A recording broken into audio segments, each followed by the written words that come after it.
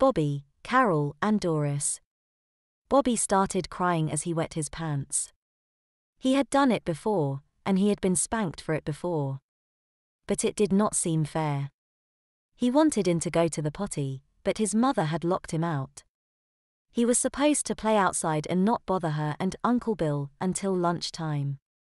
Still, fair or not, he would be spanked when he was let into the house again for lunch, and so he cried.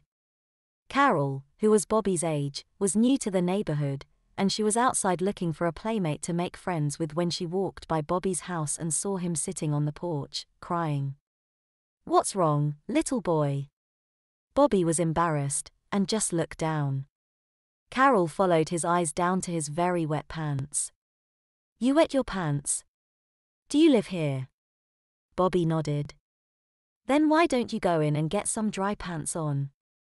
"My mom is with Uncle Bill, and she never lets me in while he is here. I hate him. And when she lets me in, I'll be spanked for being a baby and wetting my pants." "Oh. Would you like to come to my house? Maybe my mom could dry your pants." "Okay. My name is Carol." "What is your name?" she said as she took his hand. "Bobby." He smiled a little and let Carol lead him by the hand, like a small child. As they walked along, his wet pants felt cold against his legs, making him feel very babyish. Carol lived at the other end of the block, and when she got to her house, she ran into the kitchen ahead of Bobby. Her mom was cleaning up after breakfast. "Mommy, I found a friend." "Wonderful, dear." Her mother looked happy at her daughter's success. "This is Bobby, and he had an accident," Carol said as Bobby stood in the door of the kitchen looking half embarrassed and half afraid. Doris, for that was Carol's mom's name, looked shocked when she saw a boy of about 9 or 10 standing in wet pants in her hall. "Carol, I think Bobby needs to go home and change." "But Mommy, that is the problem. His mom won't let him in, and when she does, and sees his wet pants, she'll spank him for being a baby. Can't you help him? Can't you dry his pants for him?" "Carol, honey, when someone wets their pants, you can't just put them in the dryer, you have to wash them." "Well, couldn't you wash Bobby's pants for him? Please." "Bobby, would you like me to wash and dry your pants for you, dear? You know it will take a couple of hours. Won't your mother miss you? She won't let me in until lunchtime, and then I'll get spanked for being a baby." "Well, your pants wouldn't be dry until after lunch, even if started on them now, and I have clothes in the washer already, with bleach. It would ruin your pants if I put them in there with them." "Mommy, couldn't Bobby eat lunch with us? Please, Mommy." "I don't know. I would have to call and ask his mother. She won't mind. She doesn't care how long I stay out of the house. Besides, she never answers the phone when Uncle Bill is there." "Uncle Bill?" Doris asked. "Oh, he isn't really my uncle, but Mom makes me call him that." "Oh. I see," she said rather coldly. Then she looked at Bobby in his wet pants again, with a little more sympathy. "Tell me how you wet your pants, Bobby." "Well, I really had to go, and so I knocked and knocked on the door, but Mommy and Uncle Bill wouldn't let me in, and so Bobby started crying again. "And now I am going to get spanked. You can eat lunch with us, and I will wash and dry your pants for you, darling. Let's get you out of those wet things. If we hurry, I can put your underwear in the washer now." "Oh, what are we going to put you in while we wash your pants? Carol, would you get Bobby something of yours to wear?" When Carol left, Doris took Bobby's pants off and found that his shirt was wet as well. "Carol, get Bobby a shirt or something too, his top is wet too," she shouted up the stairs. Doris found something else when she took Bobby's pants off, bruises and welts on his rear and the back of his legs. "Bobby, how did you get these bruises?" "I don't know." "Did someone spank you?" "Yes, Mommy lets Uncle Bill spank me." "Did he use his hand, or something else?" "He uses a wooden spoon." "I see," Doris said with some resolve. Bobby was standing nude in the service porch now and was beginning to shiver, partly because he was cold and partly because he was afraid. Carol came bounding in and saw him standing there. "Oh, I'm sorry, I didn't know Bobby was naked." She covered her eyes after one last peek. Her hand was a pair of panties and a flannel nightie. "Those are girls' clothes, I don't want to wear girls' clothes." "I'm sorry, but I am a girl, and I only have girls' clothes." "You could have a dress instead of the nightie, but I didn't think you wanted a dress." "Well, Bobby, your clothes will be ready in a couple of hours, so it won't be very long." "Here, I'll help you," Doris said. Bobby stepped into the panties, which had teddy bears on them, and let Doris pull them up. She was very gentle with his bruised legs, and Bobby liked the way she helped him. Then he let her put the nightie on him. It, too, had a baby print, blocks and bottles, but it was warm and comforting, and best of all, dry. "Now you two go and play until lunch is ready." Carol took Bobby up to her room, which was decorated much like a nursery. "I guess a baby lived in this room before you moved in," Bobby said. "No, it used to belong to a college boy. College boys don't have baby wallpaper." "Oh, that. Mommy put it up for me when we moved in." "Don't you just love it? It matches the nightie I let you wear." Bobby looked and saw that it had the same blocks and bottles as were on his nightie. "I like to pretend I am a big baby, and Mommy lets me. I guess girls like baby things. Don't you like that nightie, too?" "It feels okay." "I mean the way it looks, Bobby. Look in the mirror, see you look like a baby." "Oh, please don't tell anybody." "Don't worry, I won't. I like to look like a baby, remember? So, if you don't tell, I won't tell either.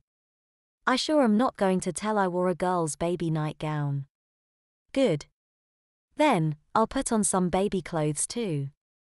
They're what I usually wear at home anyway." "You wear baby clothes at home?" "What do you mean, Carol?" "Bobby, go out in the hall until I call you and I'll show you, okay?" "Okay." In a few minutes Carol called Bobby back in her room. She had on a pink bonnet, baby dress, and black patent leather shoes with lace-topped socks. Her dress did not come down very far, and Bobby could see that she was wearing matching lace-trimmed panties over something very bulky. "Are you wearing baby pants, Carol?" "Diddies and plastic panties, Bobby. Doesn't you mom mind you wearing baby clothes? She made them for me, silly. Here, look." In Carol's closet were several different kinds of baby clothes, dresses, jumpers, onces, sleepers, all in her size. "Would you like to wear some?" "I think I am." "Well, that is not very babyish, Bobby. Wouldn't you like to try one of my other outfits on?" "I'm not a baby girl." "What kind of baby are you?" "I'm not a..." Bobby stopped, recalling how he looked when he met Carol, and other things that left him unsure if he were a baby or not. "I think I will just wear this, thanks." "Want to play baby?" "I thought we were." "No, we are just playing dress up." "Oh. How do you play baby?" "Well, Mommy gives me a bottle of chocolate milk and I lay on the floor and drink it while I watch cartoons or Mommy reads to me." "Do you ever have bottles?" "No. My mom spanks me if I act like a baby." "Well, mine doesn't, so you can have a bottle with me. Besides, you like chocolate, don't you?" "Yes." In 5 minutes, Bobby was lying on the floor in front of the TV nursing a baby bottle of warm cocoa, next to a cute baby girl of about 9, who was also sucking contentedly on a bottle. He felt strange, but very relaxed, and loved. He especially liked the way Doris had teased his lips with the nipple to get him to take the bottle. About 15 minutes later, Doris came back to retrieve the empty bottles and ask if the children wanted another. They both said yes, but before Doris went back to the kitchen she put a finger inside of Carol's bulky panties. Then she went to refill the bottles. On her return, she gave Bobby his and said, "Excuse us, my little girl needs to be changed." Then she led Carol up the stairs as she nursed her bottle. Bobby was fairly relaxed now, and fell asleep as he reached the end of his second bottle. He awoke to a series of loud bangs that made him imagine being spanked. It scared him enough to make him wet himself, since his bladder was strained with 2 bottles of chocolate milk, and since he sometimes did wet himself when being spanked, especially when Bill did it. When he was fully awake, he realized that the banging was Doris beating the dust out of a rug, and that he had soaked Carol's panties and nightie. He started crying. Just then Doris came back in and saw Bobby sitting in a puddle crying. Carol, who had been helping her mother, also saw what he had done. While Carol wiped up the floor, Doris took Bobby's face gently in her hand. "Bobby, dear, why didn't you tell me that you wet in your sleep?" "But I don't. I mean I did, but usually, I just wet in the day. I got scared, Anne. Well, I think we need to keep a diaper on you when you are visiting. I just can't have you wetting on the floor. You understand, darling? You're not going to spank me." "No, darling. I know that you did not wet on purpose, but you do wet quite a bit, don't you, dear?" "Yes. So would you mind if I put you in one of Carol's diapers while you are visiting?" "I guess not." "Good. Let me take you upstairs and change you, dear." Doris took Bobby up to the nursery and tenderly diapered him. "Since you wet the nightie, you need to pick out something else to wear unless you just want to go around in your diaper and baby panties, Bobby. What would you like to wear?" "I don't know." By this time Carol had come in. "Let me pick," she said excitedly. Bobby, who was feeling very babyish indeed, sitting in a diaper and plastic panties after wetting for the second time of the morning, let Carol choose for him. She suggested a blue baby dress, since Bobby is a boy baby, and blue is for boys, and that was what Doris dressed him in. They all went back down and the babies watched television while Doris made lunch, and worried about what had been done to Bobby by his uncle. As Doris watched, she could see that Bobby had stopped crying and he and Carol were giggling happily. Carol was putting a pacifier in his mouth, and Booby was sucking his dummy contentedly between giggles.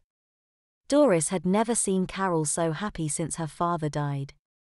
It was when her father died that Carol had started wanting to be more and more of a baby. She had refused to wear clothes that were not as childish as possible and had begun to have accidents in her panties. Finally, Doris had given in and let Carol play baby at home. Still, Carol had had no friends since the death of her father. Now here was Bobby, who was a baby for other reasons, but also a victim of circumstances. She could see that they accepted each other, and would help each other grow. By the time lunch was over, she had made up her mind. When Bobby's original clothes were dry, she would have a talk with his mother and Uncle Bill. When the dryer stopped, she took Bobby and his clothes up to the nursery. Taking Bobby out of the baby dress, she found that he had wet himself again. "Bobby, I think you need to be a baby for a while, don't you?" Bobby, who was sucking on his dummy while his diaper was being changed, nodded. "Would you like to live here with Carol and me? And be your baby?" "Yes, and be my baby." "Yes, but I can't. I have to go home." "We'll see about that," Doris said as she pulled his jeans over his diaper and plastic pants. She tossed his dingy underpants in the trash. A short talk with Bobby's mom and Uncle Bill, in which terms such as criminal neglect, child abuse, and battery came up, was all that was required to get Doris appointed Bobby's guardian. A signed confession made sure that they would not be heard of again. Bobby and Carol played baby for the rest of their lives, eventually marrying each other. But, as time went on, they found they were able to enjoy life as adults too. Carol learned that her love mattered and that growing up had advantages that being a baby did not. As Bobby became older, he learned that women could love him in the way his mother had not. Eventually he stopped wetting himself when he heard slapping sounds, and playing baby with Carol became more for fun, and less of a necessary retreat from the world. Doris is a grandmother now, and treats her grandbabies, of all ages, with all the love that she has always shown.